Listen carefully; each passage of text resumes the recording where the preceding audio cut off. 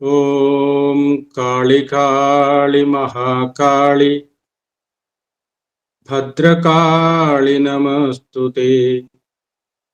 കുലം ച കുലധർമ്മം ച മാം ച പാലയ പാലയ. എല്ലാ ഗുരു ഭക്തന്മാർക്കും നമസ്കാരം. നേരത്തെ സൂചിപ്പിച്ചതുപോലെ ഇന്ന് സ്കന്ദമാതയുടെ ദിവസമാണ്. നവരാത്രി ദിവസങ്ങൾ ദേവിയുടെ വിവിധ ഭാവങ്ങൾ, ആ ഭാവങ്ങളിലെയാണ് നമ്മൾ ആരാധന നടത്തുന്നത്.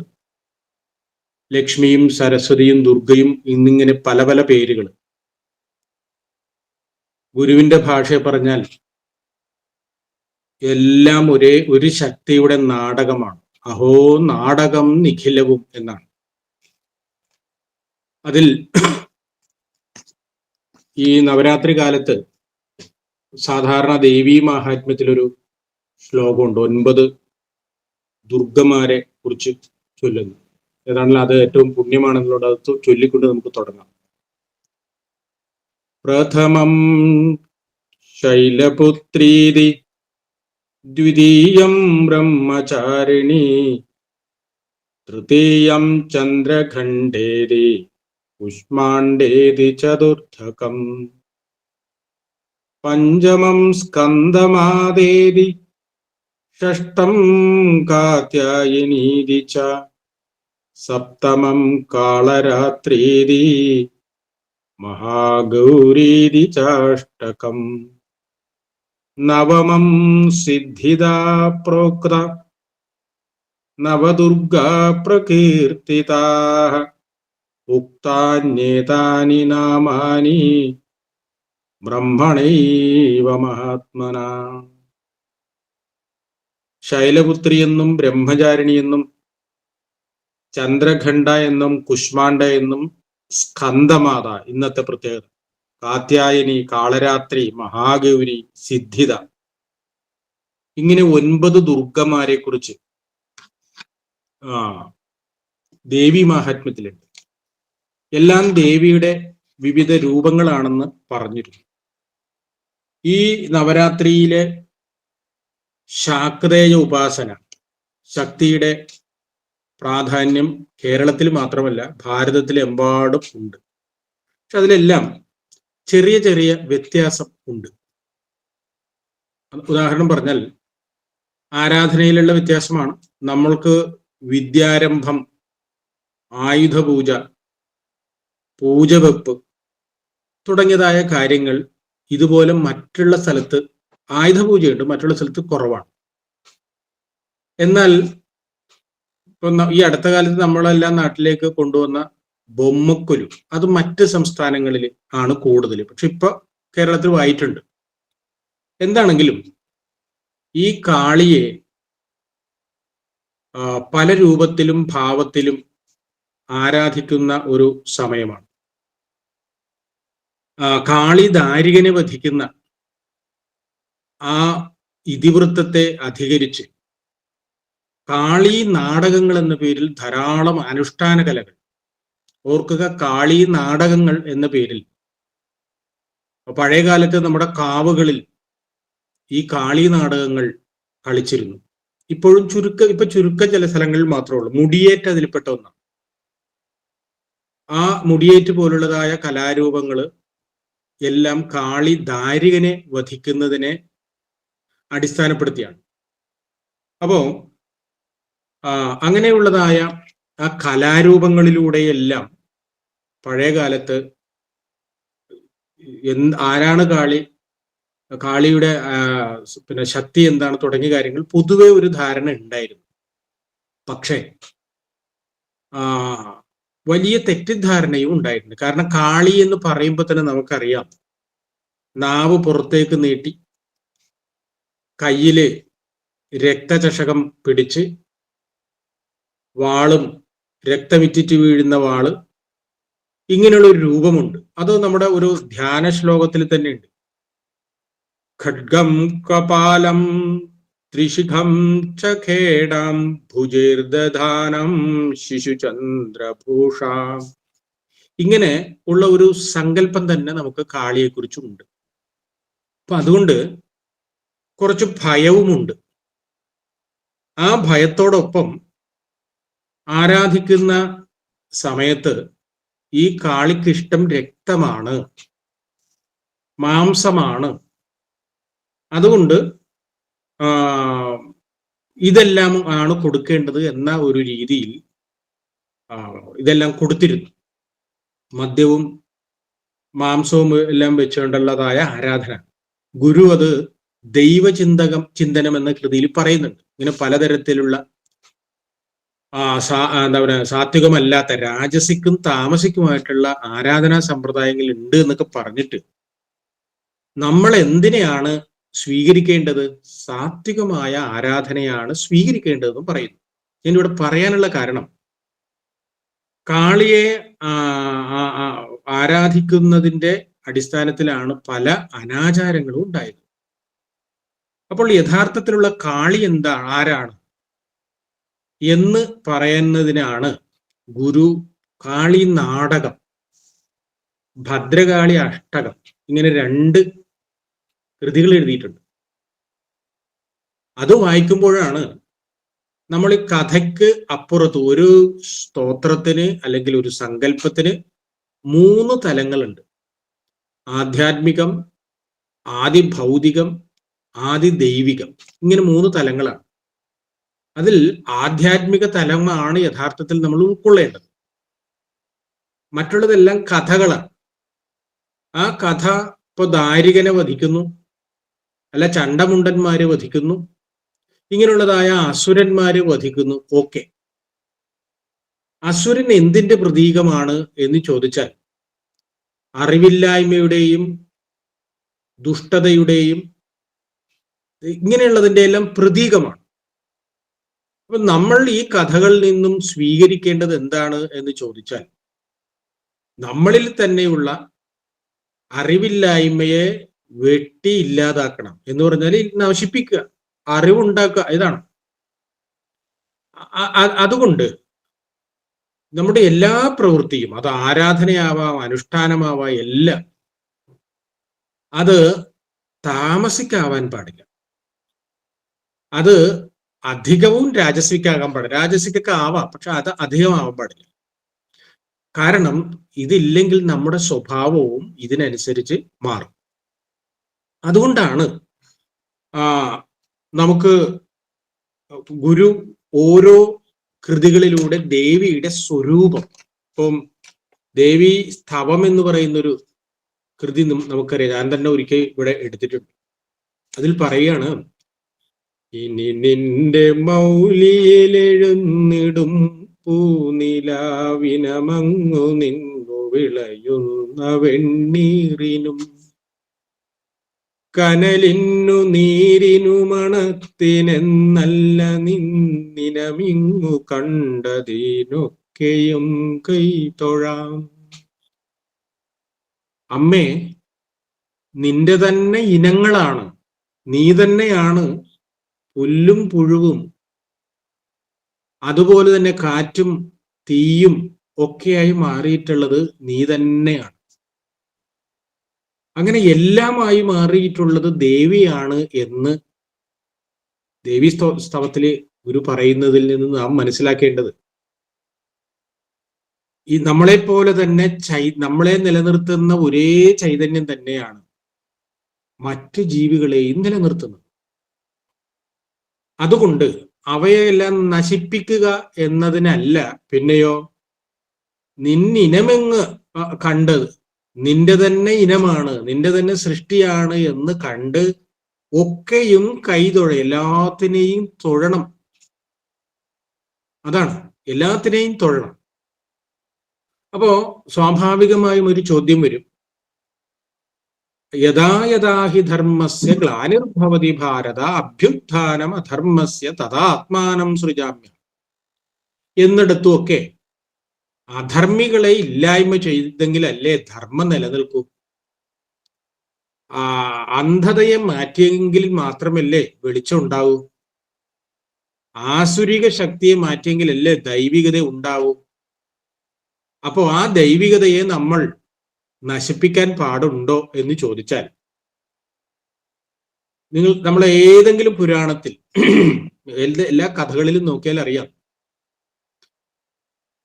ആ ഭാവത്തെ, നിലവിൽ ആസുരീകമായ പ്രവൃത്തി ചെയ്തുകൊണ്ടിരിക്കുന്ന ജന്മം കളഞ്ഞിട്ട് ഈശ്വരന്റെ ഭാഗമാക്കി ചേർക്കുകയാണ് ചെയ്യുന്നത്. ഇപ്പൊ നമ്മൾ ഓണം ആഘോഷിച്ചുള്ളൂ.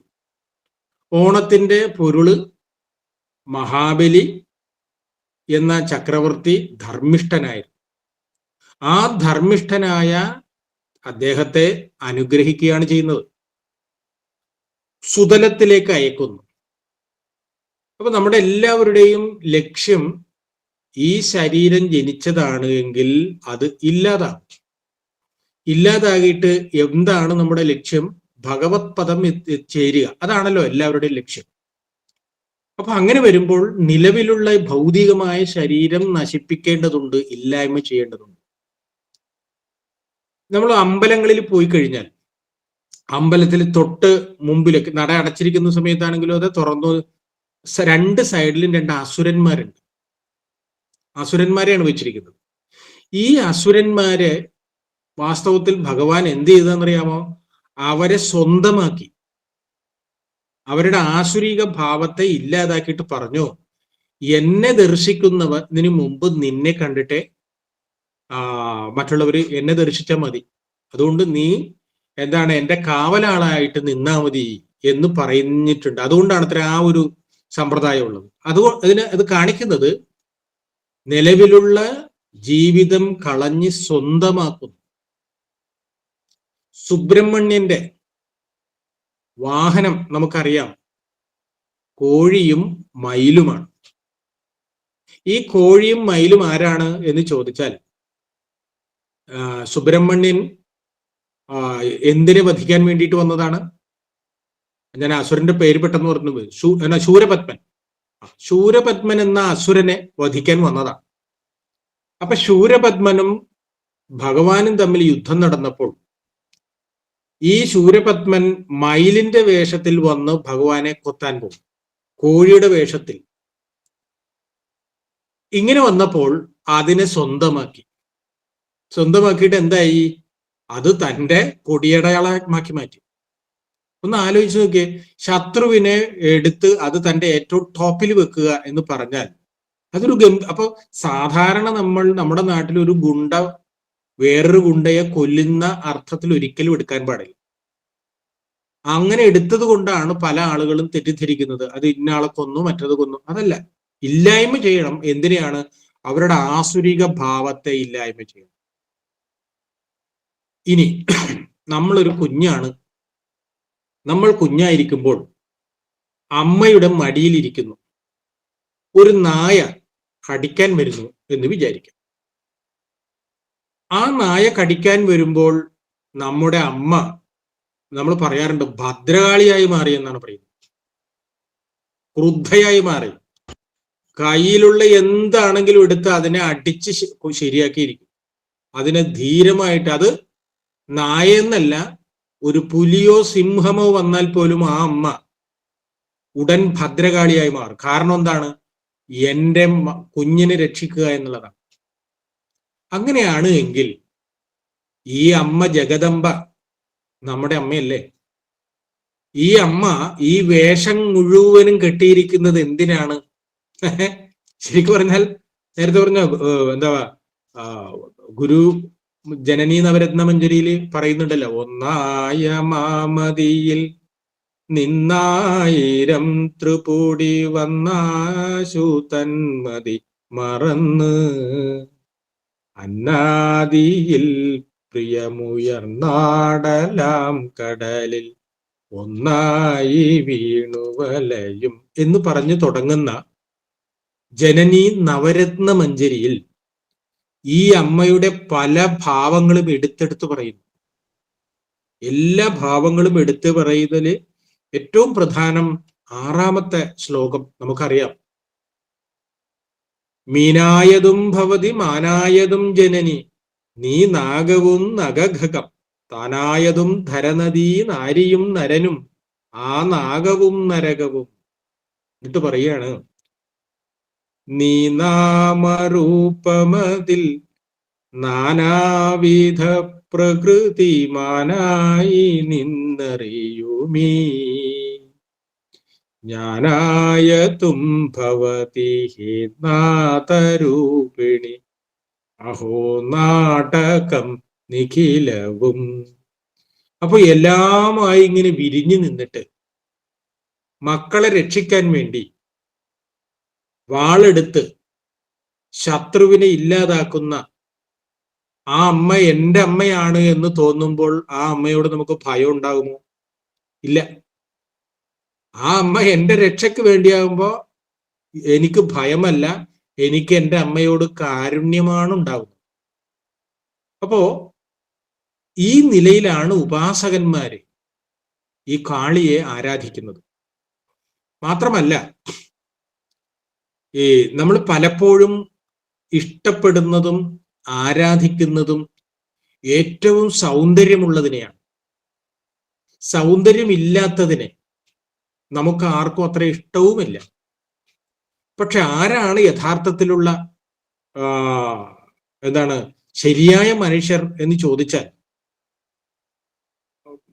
വയലാറിന്റെ അതാണെന്ന് തോന്നുന്നു. വിടർന്ന പൂവിനും വീണ പൂവിനും വിരുന്നൊരുക്കുന്നവരാണ്. ശ്രദ്ധിക്കുക, വിടർന്നു നിൽക്കുന്ന പൂവിനും വീണ പൂവിനെയും ഒരുപോലെ കരുതുന്നവരാണ്. ഇതാണ് ഗുരു നമുക്ക് തന്നിട്ടുള്ള ഉപദേശം. അതുകൊണ്ടാണ് കുമാരനാശാൻ ഹാ പുഷ്പമേ അധിക തുങ്കപദത്തിൽ എത്ര ശോഭിച്ചിരുന്നൊരു രാജ്ഞി കണക്ക് നീ എന്ന് പറഞ്ഞുകൊണ്ട് വീണപൂവിനെ കുറിച്ച് പാടിയത്. ഗുരുവിന്റെ മാനസിക ശിഷ്യനായിട്ടുള്ള വയലാർ, മാനസിക കാരണം പിന്നെ കുമാരനാശാനെ പോലെ അടുത്ത് നിന്ന് ദീക്ഷയെന്നും അങ്ങനെയൊന്നും വായിച്ചില്ല. പക്ഷെ മാനസിക ശിഷ്യനാണ് വയലാർ. വയലാറ് ഒരു പൂവിനെ കുറിച്ച് പാടിയിട്ടുണ്ട്. ഒരു പൂവിൻ വേദന പൂവനങ്ങൾക്കറിയാമോ, ഒരു പൂവിൻ വേദന. അപ്പൊ ഒരു പൂവിന്റെ നൊമ്പരം പോലും അനുഭവിക്കുന്ന തരത്തിൽ, അതായത് വീണ പൂവും വിടർന്ന പൂവും ഒരേ ചൈതന്യമാണ്. ഇത് നമുക്ക് പറഞ്ഞു തന്നിട്ടുള്ളത് ഗുരുവാണ്. ആ ഗുരു പറഞ്ഞത് മീനും മാനും സ്വർഗവും നരകവും നദിയും പർവ്വതവും എന്തിനേറെ പറയുന്നു, ഈ ഞാൻ പോലും അമ്മ നീ തന്നെയാണ്. ആ എന്നെ നീ എന്നു മുതലാണ് രക്ഷിച്ചുകൊണ്ടിരിക്കുന്നത് എന്ന് ചോദിച്ചാൽ എനിക്ക് പറയാൻ അറിയില്ല. ഒന്ന് മാത്രമേ നമ്മളോട് പറഞ്ഞു തന്നിട്ടുള്ളൂ. എന്താ? ഗർഭത്തിൽ വെച്ച് ഭഗവാൻ അടിയന്റെ പിണ്ടം, അല്ലേ? അമ്മയുടെ ഗർഭപാത്രത്തിൽ ഒരു പിണ്ടമായിരുന്ന സമയം മുതൽ ഈ അടിയന്റെ ഈയുള്ളവന്റെ പിണ്ടത്തെ രക്ഷിച്ചത് നീയാണെന്ന് പറഞ്ഞു കേട്ടിട്ടുണ്ട്. കാരണം എനിക്ക് വലിയ ബോധമൊന്നുമില്ലല്ലോ. അപ്പൊ അതുകൊണ്ട് എന്നെ ജനിപ്പിച്ച് നിലനിർത്തി ഈ കൊണ്ടുപോകുന്ന അമ്മ പല നാടകങ്ങൾ കളിക്കുന്നു. ഇത് നാടകമാണ് എന്ന് അറിയുന്നിടത്താണ് നമുക്ക് സന്തോഷമുണ്ടാവുന്നത്. ഇത് നാടകമല്ല, ഇതെല്ലാം അയ്യോ പുസ്തകം എന്ന് പറഞ്ഞ ആണ് എങ്കിൽ തീർച്ചയായിട്ടും നമ്മൾ ആകെ വിഷമത്തിലാവും. അയ്യോ ഇതെന്താ ഇങ്ങനെയൊക്കെ എന്ന് പറഞ്ഞ് നമുക്ക് വലിയ വിഷമം ഉണ്ടാവും. അപ്പൊ അതുകൊണ്ട് ഈ ദേവി ആരാണ് എന്ന് പറയുന്ന എല്ലാം പറയാൻ പറ്റില്ലെങ്കിലും ആദ്യത്തെ 4 വരി ഏതാ? കാളീ നാടകം. ഈ അമ്മയുടെ നാടകം ഓരോ ഏതൊക്കെ കളി കളിക്കുന്നു എന്ന് പറഞ്ഞു തുടങ്ങുന്നതാണല്ലോ കാളീ നാടകം. അത് തുടങ്ങുന്നത് നമോ നാദ ബിന്ദ്വാത്മികേ നാശഹീനേ നമോ നാരദാദീക്ഷപാദാരവിന്ദേ നമോ നാൻമറക്കും മണിപ്പൂം വിളക്കേ നമോ നാൻമുഖാദി പ്രിയാംബ നമസ്തേ. അർത്ഥം വളരെ ക്ലിയറാണ്. നാൻമുഖാദി പ്രിയാംബ, നാൻമുഖൻ ബ്രഹ്മദേവനാണ്. ബ്രഹ്മാദി ദേവന്മാർക്ക് പോലും അമ്മയായിട്ടുള്ള സ്വരൂപമാണ് നമ്മുടെ ഈ കാളി. നിസ്സാരക്കാരത്തിയല്ല. പിന്നെയോ നമോ നാൻമറയ്ക്കും മണിപ്പൂം വിളക്കാണ്. നാൻമറ എന്ന് പറഞ്ഞു കഴിഞ്ഞാൽ അറിവ്, വിജ്ഞാനം, വേദം. ആ വേദത്തിന്റെ ഒലിയായി നിൽപ്പവളാണ്. ഓതും വേദങ്ങളിൽ ഒലിയായി നിൽപ്പവനെ എന്ന് തമിഴില് പറയാറുണ്ട്. അപ്പോ ആ വേദത്തിന് മണിപ്പൂവായി നിൽക്കുന്ന ജ്ഞാനസ്വരൂപിണി ദേവി മാഹാത്മ്യം പറയുന്നു. വിദ്യാ സമസ്താസ്തവ ദേവി ഭേദാഃ സ്ത്രിയ സമസ്താ സകലാ ജഗത്സു. 64 കലകളായിട്ട് മാറിയിട്ടുള്ളത് അല്ലയോ അമ്മേ നീയാണ്. 18 വിദ്യകളായി മാറിയിരിക്കുന്നതും നീ തന്നെയാണ്. അപ്പോ നമ്മുടെ കുഞ്ഞുങ്ങൾ ഇപ്പൊ പാട്ട് പാടുമ്പോഴും ഡാൻസ് കളിക്കുമ്പോഴും അല്ലെ ഏത് കലാരൂപമാവുമ്പോഴും ഇങ്ങനെ ഒരു ഭാവമുണ്ട് എങ്കിൽ ആ ആട്ടമാടുമ്പോൾ ഒരുതരം നിർവൃതിയാണ്. ആ ഭാവത്തോടു കൂടിയാണ് പാട്ട് പാടുന്നത് എങ്കിൽ കേൾവിക്കാരിൽ നിറക്കുന്നത് ആനന്ദമായിരിക്കും. ഇതാണ് നമ്മുടെ കലകൾ. ഇത് തന്നെയാണ് വിജ്ഞാനം. അപ്പൊ ആ വിജ്ഞാനം ദേവിയുടെ തന്നെ, ദേവി തന്നെയാണ് എന്ന് നാം അറിയുന്നിടത്താണ് നമ്മളുടെ ജീവിതം തന്നെ സഫലമാകുന്നത്. ഇപ്പോ നമ്മൾ പണ്ട് കുറച്ചു മുമ്പൊക്കെ കേട്ടിരുന്നൊരു പാട്ടുണ്ട്. ഈശ്വര ചിന്തയിതൊന്നേ മനുജന് ശാശ്വതമേ ഉലകിൽ, അല്ലെ? അപ്പൊ അതുകൊണ്ടാണ് ഈശ്വര ചിന്തയാണ് ജീവിതത്തിൽ ശാശ്വതമാണ് എന്ന് പറയുന്നത്. അപ്പൊ ഇവിടെ ദേവീ രൂപത്തിൽ എല്ലാം ആയിട്ട് വിടർന്നു നിൽക്കുന്നത് നമ്മുടെ ഈ കാളിയമ്മയാണ്. അത് ആ ദേവിയെ പല പല രീതിയിൽ വിളിക്കാറുണ്ട്. കാരണം 36ക്ക് ഭയങ്കര ഇഷ്ടമെന്ന് പറയാമോ, കുറെ പേര് വിളിക്കണം. ഇപ്പൊ നമ്മൾ സ്നേഹം കൂടുമ്പോ മക്കളെ സ്വന്തം പേര് വിളിക്കാറില്ല, അമ്മു എന്നും, അല്ലെ? ഇങ്ങനെ എന്തൊക്കെയാ വിളിക്കണേന്ന് ചോദിച്ചാൽ ഓരോ ദിവസവും ഓരോ പേരാ സ്നേഹം ഇങ്ങനെ കൂടിക്കൊണ്ടിരിക്കുമ്പോ. ഇതുപോലെ ലളിതാ സഹസ്രനാമത്തിൽ 1000 പേര് ഉണ്ട്. ശ്രീമാതാ ശ്രീ മഹാരാജ്ഞി ശ്രീമത് സിംഹാസനേശ്വരി ചിദഗ്നികുണ്ഡ സംഭൂത ദേവകാര്യ സമുദ്യത ഉദ്യദ്ഭാനു സഹസ്രാഭ ചതുർബാഹു സമന്വിത എന്ന് പറയുമ്പോ അതിൽ ഇച്ചിരി തെറ്റു വന്നാലും കുഴപ്പമില്ല കേട്ടോ. നമ്മൾ ചില ആളുകളോട് അയ്യോ അത് തെറ്റിക്കാൻ പാടില്ല, അങ്ങനെ ഒന്നുമല്ല. നാമപാരായണ പ്രീത നന്ദി വിദ്യ നടേശ്വരി. നാമപാരായണ പ്രീത, ആരാണെങ്കിലും ഒരു നാമം അമ്മയുടെ ചൊല്ലിക്കഴിഞ്ഞാൽ അപ്പൊ ഭയങ്കര സന്തോഷം. ഓ എന്റെ മക്കൾക്ക് എന്നോട് ഭയങ്കര സ്നേഹമുണ്ടല്ലോ എന്ന് വിചാരിച്ച് നാമപാരായണ പ്രീതയാണ്. മനസ്സിലായില്ലേ?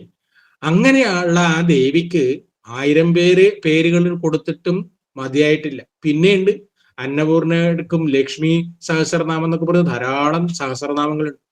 ഇത് കാണിക്കുന്നത് നമ്മൾ നേരത്തെ പറഞ്ഞില്ലേ, സ്നേഹം കൂടെ കൂടുമ്പോൾ പുതിയ പുതിയ പുതിയ പുതിയ പേരുകൾ പറയും. ആ പേര് പറയുന്നത് പോലെ തന്നെ ഓരോ രൂപങ്ങളും ഇങ്ങനെ തന്നെയാണ്. അപ്പോ ലക്ഷ്മി, പാർവതി, സരസ്വതി, ലക്ഷ്മിക്ക് തന്നെയുണ്ട് ഗജലക്ഷ്മി, ധാന്യലക്ഷ്മി, അല്ലെ? ഇങ്ങനെയുള്ള ലക്ഷ്മിക്ക് തന്നെ രൂപങ്ങളാണ്. അപ്പൊ അത് നമ്മുടെ മനസ്സിന്റെ ആ ഒരു സങ്കല്പമാണ്. പറയാറില്ലേ, ഭാവത്തിലാണ് അത്രേ ഭഗവതി കുടികൊള്ളുന്നത്. ഭവാനി ഭാവനാഗമ്യ ഭവാരണ്യകുഠാരിക ഭദ്രപ്രിയ ഭദ്രമൂർത്തി ഭദ്രസൗഭാഗ്യദായിനി. അപ്പോ സൗഭാഗ്യമുള്ള ത്തിന് വേണ്ടിയിട്ടുള്ള നന്മ നൽകുന്നതായ ദേവി എവിടെയാണ് ഇരിക്കുന്നത്? ഭവാനി ഭാവനാഗമ്യ. ഈ ഭവാനി നമ്മുടെ എല്ലാം ഭാവനയിലാണുള്ളത്. ഓർക്കുക, ഈ സാധാരണ ചോദിക്കുന്ന ഈ ഇരിക്കുന്ന കല്ലില് ദൈവമുണ്ടോ, അല്ലെങ്കിൽ ഈ വിഗ്രഹത്തിൽ ദൈവമുണ്ടോ എന്ന് ചോദിച്ചാൽ ഇല്ല, ഒരിക്കലും ഇല്ല. ചോദ്യം അവിടെയല്ല, നിന്റെ മനസ്സിൽ ദൈവമുണ്ടോ എന്നുള്ളതാണ്. മനസ്സിനുള്ളിൽ ദൈവമിരുന്നാൽ മനുഷ്യനും ദൈവവും ഒന്ന്. മനസ്സിലായില്ലേ? അപ്പോ നമ്മുടെ മനസ്സിൽ ഭഗവതി ഇരുന്നാൽ നാം കാണുന്ന കാഴ്ചകൾ ഓരോന്നും ഈ അമ്മയുടെ പ്രതിരൂപമായി മാറും. പ്രകൃതിയും ഈശ്വരനും ഞാനും നിന്റെ പ്രതിരൂപങ്ങളല്ലോ.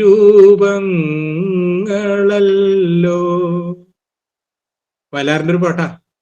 പ്രകൃതിയും ഈശ്വരനും ഈ ഞാനും നിന്റെ പ്രതിരൂപങ്ങളാണത്രേ. നിന്റെ പ്രതിരൂപമാണ്. ഈ ഒരു എറുമ്പ് പോലും നിന്റെ പ്രതിരൂപമാണ് എന്ന് കാണുമ്പോൾ നാം ഉയരുകയാണ്. അതുകൊണ്ടല്ലേ കുമാരനാശാൻ ചന്തമേറിയ പൂവിലും ശബളാഭമാം ശലഭത്തിലും, അല്ലെ, അതിലെല്ലാം വിളങ്ങുന്നത് ചൈതന്യമാണ് എന്ന് അദ്ദേഹം പറയാൻ കാരണം എന്താണ്? ഗുരുവിന്റെ കൂടുതൽ നടന്നുകൊണ്ടാണ്. മണ്ണിലും വിണ്ണിലും തൂണിലും തുരുമ്പിലും ദൈവം ഇരിക്കുന്നു എന്ന് പറഞ്ഞത് ഈ സങ്കല്പമാണ്. അപ്പൊ ഇതാണ് യഥാർത്ഥത്തിൽ ദൈവികമായ കാഴ്ചപ്പാട്. അതാണ് ഇവിടെ പറഞ്ഞത്, നമോ നാൻമറക്കും മണിപ്പൂമ്പിളക്ക്. ആ മണിപ്പൂവാണ് നമ്മുടെ ജീവിതത്തിന്റെ വഴികാട്ടിയായി മാറേണ്ടത്. അത് തടിയൻ പുസ്തകങ്ങളേ അല്ല. ഒരിക്കലും വിചാരിക്കരുത് കുറെ എന്താണ് കാര്യങ്ങൾ ഇങ്ങനെ കാണാപ്പാഠം പഠിക്കുന്നതാണ് അല്ല. അതിന്റെ ആ മണിപ്പൂവിനെ നാം ഹൃദയത്തിൽ സൂക്ഷിക്കണം. അതായിരിക്കണം നമ്മുടെ ജീവിതത്തിന്റെ വെളിച്ചം. അപ്പോ നമ്മൾ ഏതോ ഒരു ഇതിൽ പറയണം, വാങ്മേ മനസ്സി പ്രതിഷ്ഠിത മനോമേ വാചി പ്രതിഷ്ഠിത. മനസ്സ് വാക്കിലും വാക്ക് മനസ്സിലും പ്രതിഷ്ഠിതമാവണം. അപ്പോ അങ്ങനെ വരുമ്പോൾ നമ്മുടെ വാക്കും മനസ്സും പ്രവൃത്തിയും ഒന്നായി മാറും. ഈ ഒരു അറിവാണ് നമ്മൾ നേടേണ്ടത്. ആ അറിവിന്റെ നിറവായിട്ട് മാറുന്നത് ആരാണ്? ദേവിയാണ്. അതാണ് നമോ നാൻമറക്കും മണിപ്പൂമ്പിളക്കേ എന്ന് പറഞ്ഞു. പിന്നെ പറഞ്ഞു നമോ നാരദാദിഡ്യ പാതാരവിന്ദേ എന്നാണ്. നാരദൻ തുടങ്ങിയതായ ബ്രഹ്മർഷിമാർ എല്ലായ്പ്പോഴും ജപിച്ചുകൊണ്ടിരിക്കുന്ന, ധ്യാനിച്ചുകൊണ്ടിരിക്കുന്ന തിരുസ്വരൂപം. നമ്മളെല്ലാവരും എന്ത് ചെയ്യും? ബ്രഹ്മ വിഷ്ണു മഹേശ്വരന്മാരുടെ അടുത്ത് എന്ന് വെച്ചാൽ നമ്മൾ ഭഗവാനെ രക്ഷിക്കണേ, കാത്തു രക്ഷിക്കണേ എന്ന് പറയുമ്പോൾ അതൊരു 5 മിനിറ്റ് നിൽക്കട്ടെ കേട്ടോ. നോക്കുമ്പോ എന്താ, ഈ വിദ്വാന്മാരൊക്കെ ജപിച്ചുകൊണ്ടിരിക്കുക. ഇതെന്താ ഇത്? ഞങ്ങളെല്ലാവരും അവിടത്തെ അല്ല. അപ്പൊ നമുക്ക് എന്തെങ്കിലും ശക്തി കിട്ടണമെങ്കിലേ ഇതിനൊക്കെ അപ്പത്തൊരു അമ്മച്ചേരി ഇരിക്കുന്നുണ്ട്. ആ അമ്മച്ചിയെ കുറിച്ച് ശങ്കരാചാര്യ സ്വാമികള് പറയുന്നതാണ്, ശിവശക്തിയുക്തോ യദി ഭവതി ശക്ത പ്രഭവിതം നജേ ദേവോ ദേവ നഖലു കുശല സ്പന്ദിതുമപി. ശിവശക്തിയായുക്തോ, ശിവൻ പോലും, ശിവൻ ഏറ്റവും വലിയ ടോപ്പാണ്. ഈ ശിവക്ഷേത്രങ്ങളിൽ നമ്മൾ കണ്ടിട്ടില്ലേ, ശിവക്ഷേത്രത്തിലെ പ്രദക്ഷിണം പൂർത്തിയാക്കാറില്ല. അതെന്താ? പകുതി അവിടെ ചെന്നിട്ട് ഈ ഗംഗ ഒഴുകുന്ന വഴിയാണത്രേ, അതുകൊണ്ട് അവിടെ ചെന്ന് തിരിച്ചു പോരുക. തന്ത്രശാസ്ത്രം പറയുന്നത് നമ്മളൊരു 10ാമത്തെ നിലയിൽ കയറിയെന്ന് വിചാരിക്കാം. 10ാമത്തെ നിലയിൽ കയറി കഴിഞ്ഞാൽ പിന്നെ എന്താ ചെയ്യുന്നത്? സ്വാഭാവികമായിട്ടും പിന്നെ താഴേട്ട് പോകും. കാരണം അതിന്റെ പുറത്തേക്കൊന്നും പോകാൻ പറ്റില്ല. ഇതുപോലെ ദേവതാ സ്വരൂപങ്ങളിൽ ഏറ്റവും ടോപ്പിരിക്കുന്നത് ആരാന്ന് ചോദിച്ചപ്പോ ശിവനാണ്. ആ ശിവനാണ് ടോപ്പ്. ഓക്കെ, ആ ശിവന് അനങ്ങണമെങ്കിൽ ആര് വേണം? ശിവശക്തിയായുക്ത ദേവി കൊടുക്കണം, എന്തെങ്കിലും പവർ കൊടുത്തെങ്കിൽ മാത്രമേ അനങ്ങാൻ പറ്റുള്ളൂ. അപ്പോ ടോപ്പിലിരിക്കുന്ന ആളെ പോലും ചലിപ്പിക്കുന്നത് ആരാണ്? അമ്മ. ആ അമ്മയാണ് ഈ പറഞ്ഞ ബ്രഹ്മവിഷ്ണു മഹേശ്വരന്മാർക്ക് പോലും സൃഷ്ടിസ്ഥിതി സംഹാരാദികളായ ക്രിയകൾ ചെയ്യാൻ സാധിക്കുള്ളൂ. അപ്പൊ അതുകൊണ്ടാണ് നാരദാദികളായിട്ടുള്ള ബ്രഹ്മർഷിമാർ അവര് പറയുമ്പോ നാരായണ നാരായണ നാരായണ എന്ന് ആണ് പറയുന്നത്. പക്ഷേ നമ്മൾ പറയാറില്ലേ, അമ്മേ നാരായണ ദേവി നാരായണ. അവർക്ക് നാരായണനും ദേവി തന്നെയാണ്. പക്ഷെ അത് ഉള്ളിലാണ്. എഴുത്തച്ഛന്റെ രാമായണവും എഴുത്തച്ഛന്റെ കിളിപ്പാട്ട് ഭാഗവതം എല്ലാം നമുക്കറിയാം. പക്ഷെ എഴുത്തച്ഛൻ ആരായിരുന്നു ചോദിച്ചാൽ ഗംഭീരനായിട്ടുള്ള ദേവി ഉപാസകനായിരുന്നു. ദേവിയുടെ ഉപാസകൻ. ശ്രീചക്ര പൂജ നടത്തിയിരുന്ന മഹാത്മാവാണ്. ശങ്കരാചാര്യരും ഇത് തന്നെയാണ്, ഗുരുദേവനും ഇത് തന്നെയാണ്, ചട്ടമ്പി സ്വാമികളും ഇത് തന്നെയാണ്, അരവിന്ദ ഘോഷും അതെ. ഇങ്ങനെ എല്ലാ മഹാന്മാരും അടിസ്ഥാനപരമായി ദേവി ഉപാസകന്മാരായിരുന്നു. പിന്നെ ആ ദേവി ഉപാസനയിൽ നിന്നിട്ടാണ് എനിക്കിഷ്ടം ഗണപതിക്കുട്ടനോടാണ്. കാരണം മൂപ്പരുടെ ആ രൂപം ഭാവമൊക്കെ കണ്ടു കഴിഞ്ഞിട്ടുണ്ടെങ്കിൽ അല്ലെ, നമദേവ വൃന്ദം ലസത് വേദഗന്ധം ഒക്കെ ആയിട്ടിരിക്കുന്ന ഗണപതിനെ കാണുമ്പോൾ അന്ന് എനിക്ക് അങ്ങനെ ഒന്ന് ആരാധന ആയിക്കോളൂ, ഒരു വിരോധമില്ല. കാരണം എന്താണ്, ശാക്രയന്മാർക്ക്, ദേവി ഉപാസകന്മാർക്ക് ഏത് ദേവി സ്വരൂപത്തെയും ആരാധിക്കുന്നതിന് ഒരു തടസ്സവുമില്ല. അനുകമ്പാദശകം വായിച്ചവരാണ് എൻ്റെ മുമ്പിലിരിക്കുന്നവർ. അവിടെ ശ്രീബുദ്ധനെയും ശ്രീരാമനെയും പിന്നെ അതുപോലെ തന്നെ ശ്രീകൃഷ്ണനെയും തുടങ്ങി യേശുദേവനെയും നബിതിരുമേനിയെയും തുടങ്ങി എല്ലാ മഹാപുരുഷന്മാരെയും ഒരുപോലെ എന്താ പറയണത്, അവരെല്ലാം അനുകമ്പയുടെ മൂർത്തികളാണത്രേ.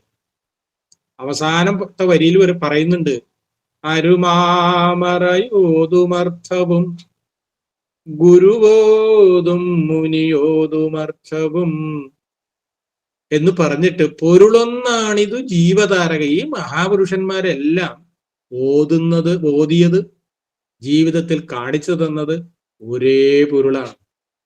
ഇങ്ങനെ പറയണമെങ്കിൽ ഒരു അമ്മ എന്താ പറയാ, അമ്മയുടെ ആരാധകനെ, ദേവിയുടെ ഉപാസകന് മാത്രമേ പറ്റുള്ളൂ. കാരണം ആ ദേവി ഞാൻ നേരത്തെ ചൊല്ലിയില്ലേ, നിന്നിനമെങ്ങ് കണ്ട് നിന്റെ ഇനങ്ങളാണ് ഇതെല്ലാം തന്നെ അമ്മ എന്ന് പറഞ്ഞ് അതിനവരെ എല്ലാവരെയും നമസ്കരിക്കും. എന്നാൽ ഈ കാഴ്ചപ്പാടില്ലാത്ത ആളുകൾ എന്ത് ചെയ്യും, അതെ ഞങ്ങൾ വിഷ്ണുവിന്റെ ആളുകളാണ്, ഞങ്ങൾക്ക് ശിവനെ ഇഷ്ടമല്ല. ഓ അങ്ങനെയാണോ, ശിവന്റെ ആളുകൾക്ക് വിഷ്ണുവിനെ ഇഷ്ടമല്ല, അടി ഭയങ്കരമാണ്. തമിഴ്നാട്ടിലും കർണാടകത്തിലൊക്കെ വലിയ പ്രശ്നമാണ്. അതുപോലെ തന്നെയാണ് ക്രിസ്ത്യാനികൾക്ക് മറ്റു ദൈവങ്ങളെ ഇഷ്ടം. ക്രിസ്തുവിന് എല്ലാവർക്കും ഇഷ്ടമാണ് കേട്ടോ. ക്രിസ്തുദേവൻ എല്ലാ ചരാചരങ്ങളെയും സ്നേഹിക്കുന്നു, നബി തിരുമേനി എല്ലാ ചരാചരങ്ങളെയും സ്നേഹിക്കുന്നു. പക്ഷെ ഇങ്ങോട്ട് വന്ന ആളുകൾക്ക് മറ്റുള്ളവരെ കണ്ടുപോകും. ഇത് തന്നെയാണ് ബുദ്ധന്മാർക്കും സംഭവിച്ചത്. അപ്പോ അങ്ങനെയല്ല മക്കളെ, എല്ലാം ചൈതന്യാതാഗതം സർവം കഴിഞ്ഞു. ഉപനിഷത്ത് കഴിഞ്ഞു. ദർശനമാല തുടങ്ങുന്ന ഗുരു പറഞ്ഞാണ് ചൈതന്യാതാഗതം സർവം. അപ്പൊ ഇങ്ങനെ ജനങ്ങൾ കൺഫ്യൂഷൻ ഉണ്ടാക്കി പരസ്പരം തമ്മിലടിക്കുമ്പോൾ ഈശ്വരൻ മനുഷ്യനായി അവതരിക്കുമെന്ന് പറഞ്ഞിട്ടില്ലേ, അങ്ങനെയുള്ള ആ അവതാരങ്ങൾ ഗുരുക്കന്മാരുടെ രൂപത്തിൽ അവതരിച്ചിട്ട് ഉപദേശങ്ങൾ നൽകും. അങ്ങനെയല്ല, ഇതാണ് വേണ്ടത്. എഴുത്തച്ഛൻ അത്തരത്തിലുള്ള അവതാരമാണ്, ഗുരുദേവൻ അങ്ങനെയൊരു അവതാരമാണ്, ശങ്കരാചാര്യര് അങ്ങനെയുള്ള അവതാരമാണ്. പക്ഷെ ആ അവതാരങ്ങളുടെ പിൻപറ്റി നിന്നിട്ട് നമ്മൾ മറ്റുള്ളവരെ എല്ലാം ദ്വേഷിച്ചു കഴിഞ്ഞാലോ, അതിനർത്ഥം നമ്മൾ ആ അടിത്തറ നമുക്കില്ല എന്നുള്ളതാണ്. പറഞ്ഞു വരുന്നത്, നാരദാദികൾ പോലും ആരാധിച്ചിരുന്നതാണ് അമ്മയെ, കാളി നിന്നെ. എന്നിട്ട് പറയാണ്, തുടക്കത്തിൽ പറയുന്നത് ഏറ്റവും പ്രധാനപ്പെട്ടതാണ്, അതാണ് അവസാനം വെച്ചത്. നമോ നാദബിന്ദു ആത്മികേ നാശഹീനെ, നാശമില്ലാത്തവളാണ്. സൃഷ്ടിസ്ഥിതി സംഹാരാദികളൊക്കെ ചെയ്യുമ്പോഴും അതിനൊക്കെ മുമ്പ് എപ്പോഴും ഉണ്ട്. നാദബിന്ദു സ്വരൂപിണിയായിട്ടുള്ള ദേവിയാണ്. ശിവനെ നാദമെന്നും ശക്തിയെ ബിന്ദുവെന്നും ശൈവാഗമങ്ങളിലൊക്കെ പറയുന്നുണ്ട്. അപ്പോ ഈ നാദസ്വരൂപിണിയും ബിന്ദുസ്വരൂപിണിയായിട്ട് മാറിയതാരാണ്? ശിവനായും ദേവിയുമായിട്ട് മാറിയതാരാണ്? ഈ അമ്മ തന്നെയാണ്. അപ്പോ അത് പറഞ്ഞുകൊണ്ടാണ് കൃതി തുടങ്ങുന്നത്. ഈ 4 വരിയിലൂടെ കാളി ആരാണ് എന്ന് പറഞ്ഞു കഴിഞ്ഞു ദേവി, ഗുരുദേവൻ. പിന്നെ പറയുന്ന ഭാഷ ഇത്തിരി വളരെ വ്യത്യാസമാണ്. ഈ ഒരു പ്രത്യേക അനുഭൂതിയിൽ വന്ന ആളുകൾ ഈ ദൈവികമായ വെളിപാടുകൾ പറയുന്ന ഉള്ളതായ ഒരു ഭാഷയുണ്ട്. ആ ഭാഷയിലാണ് ഈ അമ്മ. കാരണം നമുക്ക് സ്നേഹമുള്ള ആളുകളുടെ കാര്യം പറയുമ്പോൾ നമ്മൾ പറയാറില്ല 1000 നാവാണെന്ന് പറയാറില്ല. ഇതുപോലെ പിന്നീട് ഗുരു പറയുന്നത് സമസ്ത പ്രപഞ്ചം സൃജിച്ചും ഭരിച്ചും മുതാ സംഹരിച്ചും രസിച്ചും രമിച്ചും കളിച്ചും പുളച്ചും മഹാഘോരഘോരം വിളിച്ചും മമാനന്ദദേശെ വസിച്ചും തെളിഞ്ഞും പറഞ്ഞും തുളുമ്പും പ്രപഞ്ചം. ഇങ്ങനെ നമുക്ക് ഒറ്റ ശ്വാസത്തിൽ ചൊല്ലാൻ പറ്റാത്ത രീതിയിൽ ഒന്നും മറ്റൊന്നിനോട് ഇങ്ങനെ കണക്ട് ചെയ്ത്, അതൊരു പ്രത്യേക ഭാവമാണ് ദേവിയെക്കുറിച്ചുള്ള. ആ ഇതിൽ എന്താ പറയുന്നത്? സൃഷ്ടിസ്ഥിതി സംഹാര രൂപിണിയായിട്ടുള്ള ഈ ദേവി എണ്ണിയാലൊടുങ്ങാത്ത ജീവജാലങ്ങളെ ഇങ്ങനെ സംരക്ഷിച്ച് അവരെ കാത്തരുളുന്ന ആ പരമ്പൊരുളാണ്. ആരാണെന്ന് മറക്കരുത്, കാളിയാണ്. അങ്ങനെയുള്ളതായ ഈ ദേവി എവിടെയുണ്ട്? കൊടുങ്ങല്ലൂരാണോ ഇരിക്കുന്നത്? അല്ലല്ല കേട്ടോ, അത് ചോറ്റാനിക്കരയാണ് ഇരിക്കുന്നത്. അവിടെയല്ല, മൂകാംബിയയിൽ മതി. അപ്പോഴാണ് ഗുരു പറഞ്ഞത്, നിറഞ്ഞങ്ങനെ വിശ്വമെല്ലാം ഒരുപ്പോൾ അറം ചുറ്റുമില്ലാതെ വാണും ചിരന്നാൾ. അയ്യോ, ഈ ലോകത്തിൽ എല്ലായിടത്തും ഇങ്ങനെ നിറഞ്ഞു നിൽക്കല്ലേ. വെള്ളം ഒഴിക്കുമ്പോ ഇങ്ങനെ പരന്നൊഴുകുന്നത് പോലെ നാശഹീനയായിട്ടുള്ള ഈ അമ്മ എല്ലായിടത്തും നിറഞ്ഞങ്ങനെ നിൽക്കുകയാണ്. അപ്പോ നീ പ്രത്യേകിച്ച് എങ്ങും പോകണ്ടേ, നീ ഇരിക്കുന്ന ഇടവും നീ തന്നെ ഈ അമ്മയാണ് എന്ന അറിയണം. അതിനെന്ത് വേണമെന്ന് ചോദിച്ചാൽ അറിയാൻ ശ്രമിക്കുക. അതിനുള്ള ഉപാസനകളില്, ഒട്ടേറെ ഉപാസനകളിൽ ഒന്നാണ്, അതാണ് നമ്മൾ ഈ നവരാത്രി കാലത്ത് പ്രത്യേകിച്ച് ചെയ്യുന്നത്. ഇപ്പോ ഇതിൽ ഏറ്റവും പ്രധാനം കുമാരി പൂജ എന്ന് പറയുന്ന ഒരു പൂജ നമ്മുടെ ഇവിടങ്ങളിലൊക്കെ ഇടയ്ക്ക് ചില ക്ഷേത്രങ്ങളിലൊക്കെ ഉണ്ട്. അവിടെ 2 വയസ്സ് മുതലുള്ള കുട്ടിയെ ഓരോ ദിവസവും പൂജിക്കും. ഇപ്പൊ മിനിഞ്ഞാന്ന് ഞങ്ങള് വരാക്കര എന്ന് പറയുന്ന ഒരു ക്ഷേത്രം, വരാക്കര, അത് എൻ്റെ ഗുരുനാഥൻ വിജയൻ കാരുമാത്ര, അദ്ദേഹം തന്ത്രിയായിട്ടുള്ള ക്ഷേത്രമാണ്. അപ്പൊ ഞാൻ പോയിരുന്നു. അവിടെ 3 വയസ്സുള്ള കുഞ്ഞിനെ പൂജിച്ച്. അപ്പൊ അവിടെ തൊഴാൻ വന്നവരൊക്കെ പിന്നെ തൊഴുന്നത് ഈ കുഞ്ഞിനെയാണ്. അപ്പൊ അവളിങ്ങനെ കുഞ്ഞു കിരീടമൊക്കെ വെച്ച് അരപ്പട്ടയൊക്കെ കെട്ടി അമ്മയുടെ മടിയിൽ നിന്ന് ഇങ്ങനെ കാലെല്ലാം ഒരു വലിയ പ്ലേറ്റ് കൊടുത്തപ്പോ അതിൽ വെച്ച് കാല് കഴിക്കുന്നു, തുടക്കുന്നു, കുങ്കുമം ചാർത്തുന്നു, പിന്നെ എന്താണ് ധൂപദീപ പുഷ്പങ്ങളെല്ലാം അർച്ചിക്കുന്നു, മണിയടിക്കുന്നു. അപ്പൊ ഇവൾക്ക് ചിരിക്കുക. തൊഴാൻ വന്നവരുടെ എല്ലാം അവിടെ അപ്പുറത്ത് ദേവി ഉണ്ട്, പക്ഷെ അവരെല്ലാം നേരെ ഈ കുഞ്ഞിനെ തൊഴുതുകൊണ്ടിരിക്കുകയാണ്. ഒന്ന് ആലോചിച്ച് നോക്കൂ, നീ അമ്മയുടെ പ്രതിരൂപമായി കണ്ട് പൂജിക്കുമ്പോൾ ആ കുഞ്ഞിന്റെ ജന്മം മുഴുവനും ഞാൻ ആ ദേവി തന്നെയാണ്, ഇല്ലെങ്കിൽ എന്നെ പൂജിക്കില്ലല്ലോ ഈ എൻ്റെ അമ്മമാരും മുതിർന്നവരും, അതെപ്പോഴും ഉള്ളിലുണ്ടാവും. അപ്പോ അതുപോലെ തന്നെയാണ് ഇങ്ങനെ നമസ്കരിക്കുന്ന ഓരോരുത്തരും. എടാ, ഞാൻ അമ്പലത്തിൽ വന്നിട്ട് ഈ കുഞ്ഞിനെയാണല്ലോ നമസ്കരിച്ചത്. അപ്പൊ എന്തായിരിക്കും അതിനർത്ഥം? അതിനർത്ഥം എന്താ? എല്ലാ കുഞ്ഞുങ്ങളും എന്താ പറയാ, ഹർബാല ദേവിക്ക് പ്രതിമ. എല്ലാ കുഞ്ഞുങ്ങളും ദേവിയുടെ പ്രതിമകളാണ്, പ്രതിരൂപങ്ങളാണ്. ആ ഒരു തിരിച്ചറിവിന് വേണ്ടിയിട്ടാണ് കുമാരി പൂജയാവട്ടെ, അല്ലെങ്കിൽ ഇപ്പൊ നേരത്തെ ബൊമ്മക്കൊലുവിന്റെ കഥ പറഞ്ഞല്ലോ, 9 തട്ടുകളായിട്ട് വെച്ച് മനോഹരമായ ബൊമ്മകളെ വെക്കുന്നുണ്ട്. അതിൽ ഏറ്റവും അടിയിൽ ഈ ജലത്തിലും കരയിലും ഒക്കെ ജീവിക്കുന്ന ജീവികളെയാണ്, അതായത് തവള, മത്സ്യം, പുല്ല്, ഇങ്ങനെയുള്ളതിലേക്ക് വെക്കുകയാണ്. ക്രമത്തിൽ പക്ഷികളെയും മൃഗത്തെയും ഗുരുക്കന്മാരെയും ഇങ്ങനെ പല ദൈവങ്ങളെയും ഇങ്ങനെ വെക്കുകയാണ്. എന്താണ് എന്ന് ചോദിച്ചപ്പോൾ ദേവി ദാരികനെ വധിക്കുന്നതിന് വേണ്ടിയിട്ട് തീരുമാനിച്ചപ്പോ എല്ലാ ദേവതകളും ഈ പുൽച്ചാടികളും എല്ലാവരും അമ്മക്ക് സപ്പോർട്ട് കൊടുത്തു. അമ്മയുടെ മുന്നണിയിൽ ഞങ്ങളുണ്ട്, ഞങ്ങൾക്ക് വേറെ പാർട്ടി ഒന്നും വേണ്ട, അമ്മയുടെ മുന്നണിയിലാണെന്നും പറഞ്ഞ് സപ്പോർട്ട് കൊടുത്തു. അതുകൊണ്ട് ആ സപ്പോർട്ട് കൊടുത്ത സകല ചരാചരങ്ങളെയും ആരാധിക്കുന്ന ഒരു ചടങ്ങാണ്. അപ്പൊ അതിങ്ങനെ നോക്കുമ്പോൾ ഇതിലിപ്പോ നമ്മുടേത് അല്ലാത്തത് ആരാ ഉള്ളത്?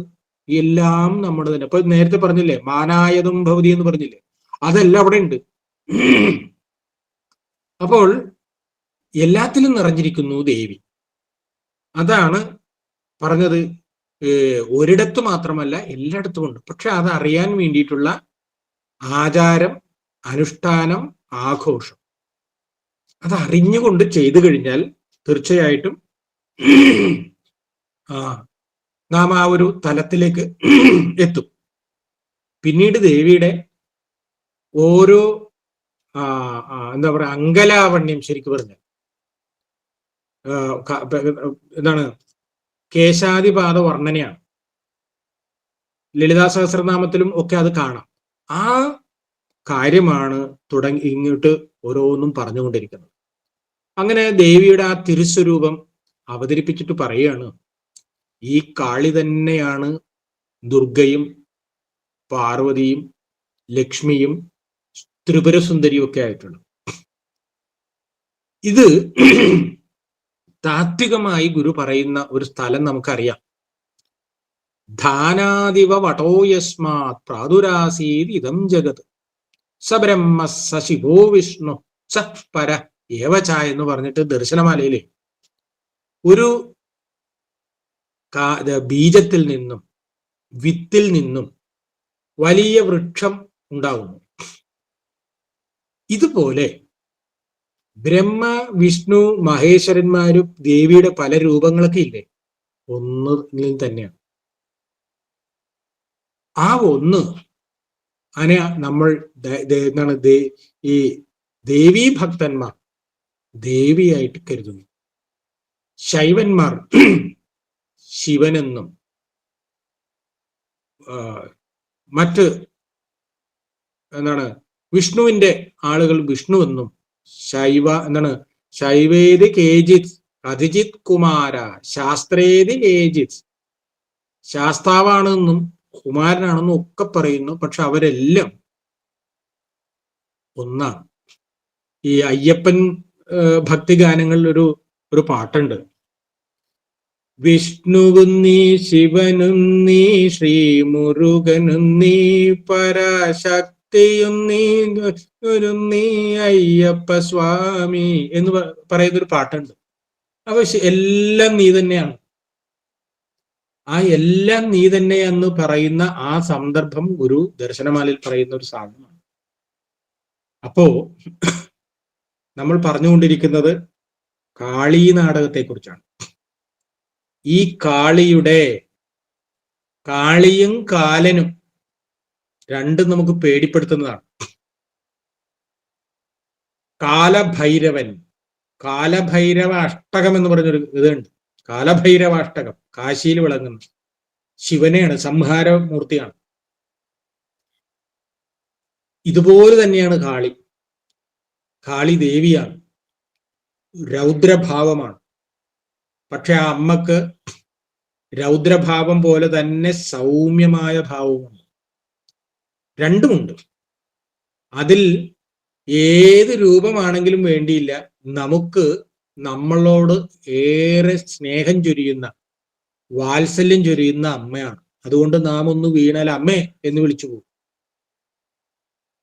ഇക്കാരണത്താലാണ് സാധാരണ പറയാറില്ലേ, ആപതി കിംകരണീയം സ്മരണീയം ചരണയുഗളം അമ്പായ. ആപത്ത് വരുമ്പോഴെന്താ ചെയ്യേണ്ടത്? അതോ സ്മരണീയം ചരണയുഗളം അമ്പായ, അമ്മയുടെ കാൽപാദങ്ങളെ സ്മരിക്കുക നമ്മുടെ എല്ലാം ഉള്ളിലുണ്ട്. അതുകൊണ്ടാണ് അറിയാതെ അമ്മേ എന്ന് പറഞ്ഞ് നമ്മൾ പറയുന്നതിന്റെ കാരണം അതാണ്. അപ്പോൾ അങ്ങനെയുള്ളൊരു ദേവിയാണ് കാളി. ആ കാളിയുടെ വിവിധ രൂപത്തെയാണ്, ഭാവത്തെയാണ് നവരാത്രി കാലത്ത് നമ്മൾ വിവിധ തരത്തിൽ, അത് വിദ്യാസ്വരൂപിണിയായിട്ട് പുസ്തക രൂപത്തിലുള്ളത് ഈ ദേവിയാണ് കേട്ടോ മക്കളെ എന്ന് പഠിപ്പിക്കാനാണ് പുസ്തകം പൂജിക്കുന്നത്. നമ്മളടക്കം നമ്മളെല്ലാവരും വിചാരിക്കുക 3 ദിവസം പഠിക്കാതിരിക്കാനുള്ള ഒരു ദിവസമായിട്ടാണ് നമ്മൾ കണ്ടിരുന്നത്, അല്ലെ? അപ്പോഴാണ് മുത്തശ്ശിമാരൊക്കെ പറഞ്ഞ കുഞ്ഞുങ്ങളെ എടുത്ത് പുസ്തകം തുറന്ന് വായിക്കണം. അങ്ങനെ വായിക്കുമ്പോഴാണ് സരസ്വതിയുടെ അനുഗ്രഹം ഉണ്ടാണോ. മുത്തശ്ശി പറഞ്ഞതുകൊണ്ടൊക്കെ അങ്ങനെയൊക്കെ ചെയ്തു. പക്ഷെ കുറച്ചു കാലം കഴിഞ്ഞപ്പോഴാണ് അതിൻ്റെ തിരിച്ചറിവ് വരുന്നത്. അപ്പൊ പേനയും പുസ്തകവും തുടങ്ങി പാട്ട് പഠിക്കുന്നവരാണെങ്കിൽ വീണയും എല്ലാം അതെല്ലാം ദൈവികമാകുന്നു. ആയുധ പൂജ നടത്തുന്നവരുടെ ആയുധം അത് പറമ്പിൽ കിളക്കാൻ പോകുന്നവന്റെ ആണെങ്കിലും മറ്റു ഫാക്ടറിയിൽ പണിയെടുക്കുന്ന എല്ലാവരുടെയും ആയുധവും ദേവി തന്നെ. ഇത് ഈ തിരിച്ചറിവുണ്ടാവുന്നതിന് വേണ്ടിയിട്ടാണ്. അത് ഇന്നും അതിനൊരു ലോപമില്ല. കാര്യം എത്ര തന്നെ നിരീശ്വരവാദം ആരൊക്കെ പറഞ്ഞാലും ഒരു ഡ്രൈവർ ഏത് പാർട്ടിക്കാരനാണെങ്കിലും അവൻ അതിൽ കയറുമ്പോൾ ആ സ്റ്റിയറിംഗ് ഒന്ന് തൊടും. അതുപോലെ തന്നെ ഒന്ന് മനസ്സിലാക്കി, ഈശ്വര ഭഗവതി രക്ഷിക്കണേ, മനസ്സുകൊണ്ടെങ്കിലും പറഞ്ഞിട്ടാണ് ആ വണ്ടി ഓടിക്കുന്നത്. അപ്പോ കാരണം എന്താ വെച്ചാൽ നമ്മുടെ എല്ലാവരുടെ ഉള്ളിൽ അത്തരത്തിലുള്ളൊരു ഭാവമുണ്ട്. ആ ഭാവത്തെ തെളിച്ചെടുക്കണമെന്ന് മാത്രമാണ് ആചാര്യന്മാര് പറയുന്നത്. സത്യമാം അറിവാർന്നുള്ള ശുദ്ധരൂപന്റെ സത്പദം അറിയായെങ്കിൽ വിദ്യ കൊണ്ട് എന്തെങ്ങുളവാകും പ്രയോജനം. ഗുരുവിന്റെ തിരുക്കുറൾ പരിഭാഷയിൽ പറയുന്നതാണ്.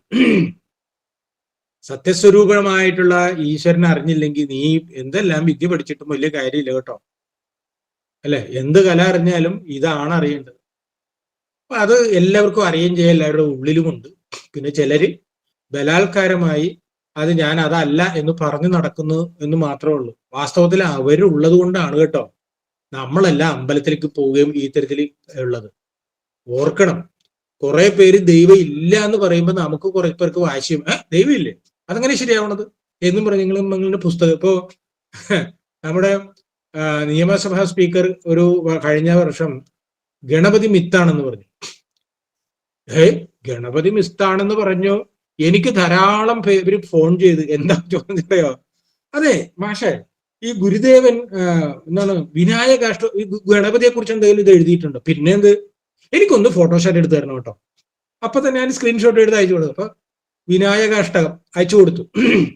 അതുവരെ എത്ര നാളായി ഗുരു ഇത് എഴുതി വെച്ചിട്ട് ഒരുത്തനും ആവശ്യമില്ല. കിടകിടേന്നും പറഞ്ഞ് ഞാൻ അയച്ചു കൊടുത്തു. പിന്നെ ഇങ്ങനെ സംശയം ചോദിക്കാൻ തുടങ്ങി. എന്താണ് നമ ദേവവൃന്ദം ലസത് വേദ. അപ്പൊ ഞാൻ ഉള്ളുകൊണ്ട് ഈശ്വര ആ ഷംസീർ എന്ന് പറയുന്ന മഹാത്മാവിന് ആയുസ് കൊടുക്കണമേ, അദ്ദേഹത്തിന് ഐശ്വര്യം ഉണ്ടാവണേ, കാരണം അദ്ദേഹം കാരണമല്ലേ ഇവരൊക്കെ അത് പഠിച്ചത് എന്ന് പറഞ്ഞ രീതിയിൽ ഈ നിരീശ്വരവാദം പറയുന്ന ആളുകൾ ഈ നാട്ടിൽ ഉള്ളത് കൊണ്ടാണ് നമ്മളെ പോലുള്ള ആളുകൾ നല്ല വഴിക്കൊക്കെ നടക്കുന്നത്. നാട്ടിൽ ചില ആളുകൾ കള്ളുകുടിയന്മാരെ കണ്ടിട്ടില്ലേ? കള്ളുകുടിയന്മാരുള്ളത് കൊണ്ടും ആണ് നമ്മളെ പോലുള്ള ആളുകൾക്കൊക്കെ വില വരുന്നത്. മനസ്സിലായില്ലേ? ഇപ്പൊ എന്നെ നടേശൻ മാഷ് നല്ല ആളെന്ന് പറയാൻ കാരണം എന്താണെന്നറിയാമോ? ഈ കള്ളുകുടിയന്മാര് കുഴപ്പമുണ്ടാക്കുമ്പോഴാണ് ഈ മനുഷ്യൻ ഇതൊന്നും ചെയ്യുന്നില്ലല്ലോ എന്നുകൊണ്ട് നമ്മളോട് ഇഷ്ടം കൂടുന്ന അതാ കാര്യം. അപ്പൊ എപ്പോഴും നമ്മൾ ധരിക്കണം, ഇരുട്ടുള്ളത് കൊണ്ടാണ് ഈ വെളിച്ചത്തിന് ഇത്രയും വില വന്നത്. തോൽവി ഉള്ളത് കൊണ്ടാണ് ജയത്തിന് ഇത്രയും മാധുര്യമുള്ളത്. ചേരുന്നവരെല്ലാവരും ഇപ്പൊ നമ്മുടെ സ്കൂളുകളിൽ ഉള്ളതുപോലെ ചേർന്നാൽ ഉറപ്പാണ് A+ ഫുൾ ആണെന്ന് പറഞ്ഞു കഴിഞ്ഞാൽ വിദ്യാഭ്യാസത്തിന് ഒരു വില ഉണ്ടാവില്ല. അപ്പൊ ഇത് ആളുകൾക്ക് മനസ്സിലാക്കിയപ്പോ എന്ത് ചെയ്തു? ആളുകള് ഉള്ളത് വിറ്റ് പെറുക്കി എന്ത് ചെയ്തു? നേരെ ജർമ്മനിയിലേക്കും കാനഡയിലേക്കും പോകാൻ കാരണം എന്താ? അവര് ഇവിടെ ഗൗരവം കൊടുക്കുന്നില്ല. അപ്പോ ഞാൻ എന്ത് കഴിച്ചാൽ എന്ത് അഭ്യാസ പ്രകടനം നടത്തിയാൽ എനിക്ക് അപകടം വരില്ല എന്ന് തോന്നിയാൽ ഞാൻ റോട്ടിൽ കൂടി നടക്കുന്ന സമയത്ത് എങ്ങനെയായിരിക്കും നടക്കുന്നത്? അപ്പൊ അപകടം ഉണ്ട് എന്നതുകൊണ്ടാണ് ശ്രദ്ധിച്ചു പോകുന്നത്. എല്ലാ കാര്യവും അങ്ങനെയാണ്. അപ്പൊ നേരത്തെ പറഞ്ഞതുപോലെ ഇവരൊക്കെ ഉള്ളത് കൊണ്ടാണ് നമുക്ക് ഈ തരത്തിൽ ഈ ഈശ്വര മാർഗത്തിലൂടെ സഞ്ചരിക്കാനും പഠിക്കാനും സാധിക്കുന്നത് എന്നതുകൊണ്ട് നമ്മുടെ ഉള്ളിൽ വെറുപ്പ് പാടില്ല. അതാണ്, വെറുപ്പ് പാടില്ല. അവരങ്ങനെ ചെയ്തു, ഓക്കെ, അവര് തെറ്റാണ് പറയുന്നത്, ഈശ്വര അവർക്കും നന്മ വരണമേ. അതുകൊണ്ടാണ് നമ്മുടെ ഋഷീശ്വരന്മാര് ലോകാ സമസ്താ സുഖിനോ ഭവന്തു, ലോകത്തിലുള്ള എല്ലാവർക്കും സുഖികളാവട്ടെ, അമ്പലത്തിൽ വരുന്നവർക്കും വരാത്തവർക്കും സുഖം ഉണ്ടാവട്ടെ, ഭാരതത്തിലല്ല ലോകത്തുള്ള എല്ലാവർക്കും സുഖം ഉണ്ടാവട്ടെ എന്ന് പ്രാർത്ഥിക്കണത് എന്തുകൊണ്ടാണ്? എനിക്കും എൻ്റെ കുഞ്ഞമ്മയുടെ മക്കൾക്കും മാത്രം സുഖവും ബാക്കിയുള്ളവർക്ക് എന്ത് തന്നാലും അങ്ങനെയല്ലല്ലോ പ്രാർത്ഥിക്കുന്നത്. ലോകം മുഴുവനും സുഖം ഉണ്ടെങ്കിൽ എനിക്കും സുഖം ഉണ്ടാവുള്ളൂ. അപ്പൊ അതിൽ ചില ആളുകൾ അവരുടെ അഭിപ്രായങ്ങൾ പറയും, അതൊക്കെ ആയിക്കോട്ടെ, പക്ഷെ അവർക്ക് സുഖം ഉണ്ടാവും, അവരുടെ ദുഃഖം നമ്മൾ ആഗ്രഹിക്കുന്നില്ല. ഇതാണ് യഥാർത്ഥത്തിലുള്ള ഭക്തന്മാരുടെ അടിസ്ഥാനം അതാണ്. അതുകൊണ്ടാണല്ലോ ഗുരുവിന്റെ ജീവിതത്തിൽ പല സന്ദർഭങ്ങളിലും ഒരു ചക്ക കെട്ട കള്ളന്റെ കഥ പറയാറുണ്ട്. കള്ളൻ രാത്രി വന്ന് കട്ടോണ്ട് പോയി, പിടിച്ചോണ്ട് വരാൻ പറഞ്ഞു, പിടിച്ചോണ്ട് വന്ന്. അപ്പൊ ഇവൻ വിചാരിച്ചു, ഈശ്വര എന്നെ ഇപ്പൊ ആ വടിയൊക്കെ അടിച്ച് എന്റെ എന്താണ് മുതുകെല്ലാം തല്ലി പൊളിക്കും. നീ ഇന്നലെ എന്താ ചക്ക എടുത്തോ? എടുത്തു. തെറ്റാണ് ചെയ്തത്. എനിക്കറിയാം തെറ്റാ ചെയ്തതെന്നറിയാം. മേലാൽ ഈ പരിപാടി ചെയ്യല. ഇല്ല, ഞാനില്ല, ഒരിക്കലും ഇങ്ങനെ ചെയ്യില്ല. അതുകൊണ്ട് നിനക്ക് ചക്ക വേണമെന്നുണ്ടെങ്കിൽ പകല് വരിക, മുറിച്ചെടുത്തോണ്ട് പോവുക. വല്ല പാമ്പോ വല്ല ഗഴജന്തുക്കളോ വന്നു കൊത്തിയ നീ എന്ത് ചെയ്യും? നിന്റെ കുടുംബത്തിലുള്ള ആളുകൾക്ക് ആര് സമാധാനം പറയുമെന്നും പറഞ്ഞ് ഇത് കേട്ട് കൂടെ നിന്നവരും കേട്ടിരുന്നവരും എല്ലാം ആകെ ഞെട്ടിച്ചിരിച്ചു. ഇങ്ങനെയുണ്ടോ ഒരു സംഭവം? കള്ളനോട് പറയാ നീ പകല് വന്ന് എടുത്തോണ്ട് പൊക്കോളെ. എന്താ കാര്യം? അവന്റെ ഉള്ളിൽ ഒരിക്കലും കക്കണമെന്ന് ആഗ്രഹം, ഗതിയില്ലാഞ്ഞിട്ടല്ലേ ഇങ്ങനെ ചെയ്തത്. നീ എടുത്തോണ്ട് പൊക്കോളൂ. ഇതാണ് നമ്മളെ കാണിച്ചു തന്നിരിക്കുന്നത്. അപ്പൊ നമ്മളും ആ നിലയില് ആയിരിക്കണം ജീവിക്കാൻ എന്നതാണ് നമ്മുടെ എല്ലാ ഈ തരത്തിലുള്ള ആഘോഷങ്ങളുടെയും കൃതി പഠിക്കുമ്പോഴും ഒക്കെ നമ്മൾ ജീവിതത്തിൽ കാണിച്ചു കൊടുക്കേണ്ടത്. ആ നിലയിൽ ഈ നവരാത്രി ഏറ്റവും സമ്പന്നമാവട്ടെ, അമ്മയുടെ അനുഗ്രഹം ഉണ്ടാവട്ടെ നമുക്ക് എല്ലാവർക്കും. നമ്മൾ പരസ്പരം സ്നേഹത്തോടും വിശ്വാസത്തോടും കാണുന്ന സമയത്ത് പുഞ്ചിരിയോടുകൂടിയും അറിയാനും സംവദിക്കാനും നമുക്ക് സാധിക്കട്ടെ എന്ന് മാത്രം പറഞ്ഞുകൊണ്ട് നിർത്തുന്നു. നമസ്കാരം.